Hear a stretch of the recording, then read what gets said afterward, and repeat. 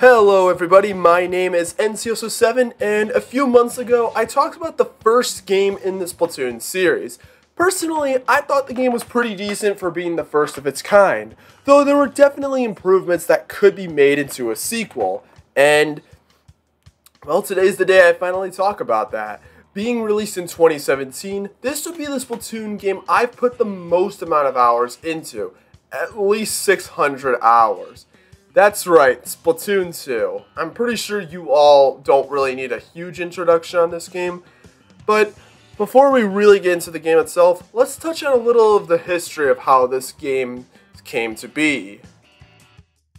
Considering that the first game did pretty well for being on the Wii U, a system that very few people had, a sequel was going to naturally follow, being first revealed in the Nintendo Switch reveal trailer from October 2016, to being fully shown at the Nintendo Switch presentation in 2017. And before release, the game would receive two demos, that being the Splatoon 2 Global Test Fire and the Splatoon 2 Splatfest World Premiere, which were basically just online demos that you could play at specific times. And eventually the game would release in July of 2017, right when the Switch was really starting to heat up. And in terms of the unused content, there's not really much, but there is concept art that shows that Marie may have originally become a villain, as well as Pearl originally being an Octoling. There's entry data for all the stages from the first game, with some of them not returning in this game, as well as a load of unused objects. There's also some gear that's only in the Japanese version based on some magazine. Yeah, sorry, there isn't really that much on this stuff, so let's get to the actual game.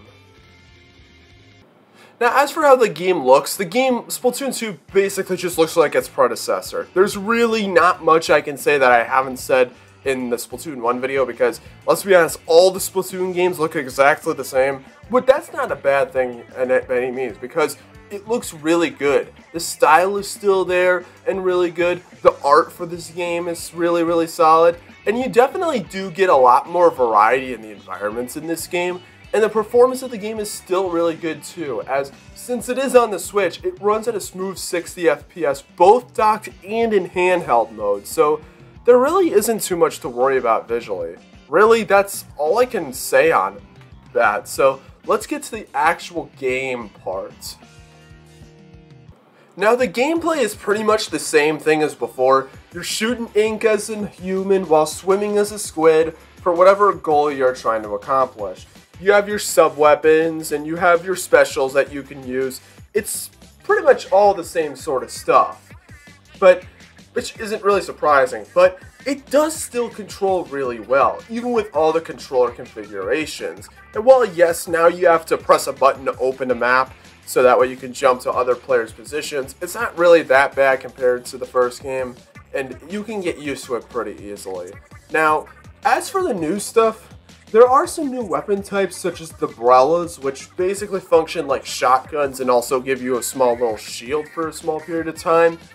Honestly, I was never really big on these. I don't like them. And completely new specials to use, which I actually like more than that of the specials from the first game. My personal favorites are the Ink Armor, Tin Missiles, and the Splashdown. But where the game really shines is the various different modes you can choose. Starting with the online modes, all the ones from the first game return. The Turf Wars and the 3 ranked battles, the Splat Zones, Rainmaker, and Tower Control. But you also get one more ranked mode that would be added in the later update, that being Clam Blitz, where you get as many clams into your opponent's basket as you can. Honestly, it's probably my least favorite of the ranked modes, although it can be much more strategic than the others, but I never really got into it. However, thankfully now you get a rank for every type of ranked mode, so now you can actually have a rank for each mode instead of all of them being under one singular rank like it was in the first game. However, one thing that Splatoon 2 would add that was probably one of the best things they ever will add in Splatoon history is Salmon Run, which is what I'm showing in the background right now for footage, which is a lot of fun.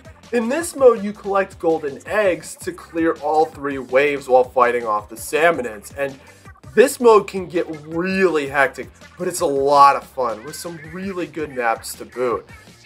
I'll tell you right now, this can get really difficult because it may not seem that hard. You defeat the bosses to get the golden eggs. You have to get as many golden eggs as you can, and that's really it. And just defeat them normal salmonids as you go along. But they can get so many enemies on the map that can be very overwhelming. And there's going to be a few times where your entire party will get wiped out because there's really not much you can do. There's too many of them. But what I will say that I don't like is that it's only available at certain times, which I can sort of see what Nintendo was doing with trying to make it like a job that you only takes positions at certain times, but you should be able to do salmon run at all times. That's stupid.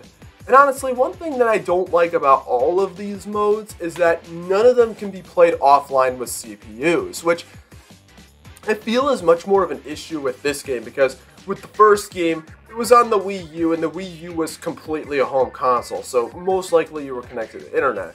But the Switch is portable, so you're not always going to be online, so it would have been nice to be able to have CPU battles as an option. In its place, you have the Shoal, where you can do these modes offline, but only locally, and meaning you need somebody else with you. So that kind of feels like a missed opportunity. But even so, you do still have the main single player mode, that being the Octo Canyon, which is exactly like that of the first game story mode, collecting all the Zapfish from being stolen, as well as rescuing Callie, one of the squid sisters from the Octarian clutches. This time you could thankfully use more weapons in these levels, and I will say that it is quite an improvement over the first game with the levels and bosses. Especially the levels. I feel like the levels in Octo Canyon are way more varied, and I think are honestly a lot cooler. Although the final boss isn't quite as good as the first game's, I think it's still good, but the first game's final boss was still better. But yeah, I just had to throw that in there. And that would be all of the modes. Well, okay, there's one mode I didn't mention, but I'm going to make its own section for later. We'll get to it.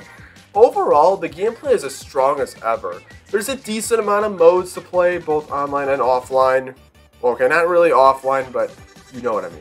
And hey, Splatfest returned as well. And they actually had them going for 2 years, so that's pretty cool. Really, there's not too much to say on the gameplay. It's basically the same thing as before, and I know some people may complain that they didn't really add that much, so it doesn't really feel like an actual Splatoon 2, more Splatoon 1.5. I know many people have said this before, but honestly, it's not really that big of a deal. It's still just as fun as ever, and besides, there's still something else I gotta talk about as well, so we'll get to that soon enough. But before we get to that, let's touch on the music very quickly. The music is just as good as the first game. There's some really good songs in there, such as Incoming, some of the songs from the Octo Canyon and Octo Expansion. Is it better than the first game soundtrack? I personally say so, though, hey, the first game had a pretty good song list too. That's literally all I really have to say about this. So, let's get into the real thing I want to talk about. The paid DLC for this game that I mentioned before. The Octo Expansion. Coming out in 2018 for $20, the Octo Expansion would add a bunch of new single-player content to Splatoon 2, as well as the ability to finally play as Octolings, which is something that people have wanted so badly since the first game. Though I do wonder why the Octoling designs are different from that of the original designs from like the first game. I don't really get that. But anyways, this time you have over 80 new levels, and the levels of this expansion are much more unique, as the goal isn't always to get to the end. Sometimes you have to break all the targets, which honestly are my least favorite, surviving for a period of time, or getting to the goal with a certain special like the Baller or the Inkjet. These levels also only allow you to use 1 to 3 weapons, which means that the levels are actually properly designed around these weapons, unlike Octo Canyon, so you can actually get a much better idea of what weapons are good for certain situations and the pros and cons of each weapon. And I've heard some people complain that the levels are way too hard, saying that the levels get so ridiculous that it ruins the fun factor, and I'm just going to be blunt. I think that they have a complete skill issue, and I don't know at all what they're talking about. I mean, I get Matchmaker Station, Girl Power, and the secret boss can be a pain, but like honestly, most of these levels are pretty self-explanatory to go through, and even then, going back to what I said before about the weapon choices, there is almost always a choice that makes the level easier. Although you do get a lower payout for completing the level, but even then, it still gives you more than what you have to pay to go through the level. I think the levels are overall probably some of the best in the entire series. Even better than the next game we'll be talking about, but I'm getting very, very far ahead of myself. Now, as for the story, I also think the story is pretty good. As you play as an Octoling trying to get out of the subway, along with Captain Cuttlefish, who was your mentor in the first game, and you want to make your way to the surface. And there's many differences and twists and turns along the story, and definitely a lot of cool stuff, especially near the end of the game, which the final levels are really solid. Although there isn't really a true final boss, but it's still really good, and it has a really solid ending as well.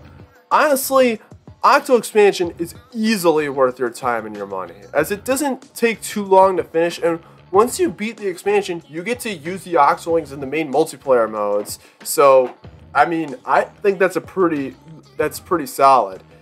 Again, I don't know what people are talking about with this mode being too hard. I think it's just right. It actually forces you to actually try this time. You can't just be a baby and just run through completely. Like, you actually got to think. So, yeah, but overall, Octo Expansion is absolutely superb and cannot recommend enough getting it. Because this is honestly the one real thing that really does differentiate itself from the other two Splatoon games. And I know it's kind of bad that it's coming from a paid DLC, but hey, it's probably one of the best DLCs for a game ever, honestly. But I think I've said my word on it enough. So let's properly get to the conclusion. Splatoon 2 is an extremely solid game, and it's very easy to see why this game was so successful. While the first game did well for a system that few had, its sequel has done a great job at getting Splatoon to a much wider audience, and it's completely deserved for all of its successes. I know that there are some people that complain that it doesn't do very much to differentiate itself from the first game, which is honestly an issue with a lot of shooter games, though. Unlike other shooter games, the sequel is actually better. I used to play this game a lot back when it first came out, and even to this day, I'd still say it's my favorite out of the 3 Splatoon games, though mostly due to memories. Not much would happen with the series until half a decade later when Splatoon 3 would finally drop on the Switch, and I'll talk about that game later this year, so hold on to your horses for that. But for the final note, Splatoon 2 is incredible, and I'm happy to see the series get as far as it is now. And that will pretty much do it for this video. I hope you guys enjoyed this. Let me know what you guys think about this Splatoon 2 down below. I actually made like a video, like, I just kind of thought about this. Like, I made a video like 4 years ago or something like that. I'll put it like an image on screen. And I gave Splatoon 2 like a 10 out of 10. I don't agree with that opinion anymore. I mean, I'd say Splatoon 2 is probably like an 8.5 to a 9 out of 10 at this rate, I would say. Like, it's really good, but I don't know if I'd give it 10 out of 10 material. But, yeah. But hopefully you guys enjoy this. Hopefully my voice wasn't too annoying, because I am unfortunately, like, not really sick, but I do sound very nasally throughout the video, so I do apologize for that. I got really sick a bit ago, so there's that. You could probably tell if you watched the pickups video that I was sick. I had COVID, but I'm thankfully better now, so yeah. And hopefully the next time I make a video, I don't sound like this, but hopefully you guys enjoyed regardless. I'm going to have a Forgotten Corner episode coming out later this month, so that should be fun. And yeah, I will see you guys next time. Peace out and take care, everybody.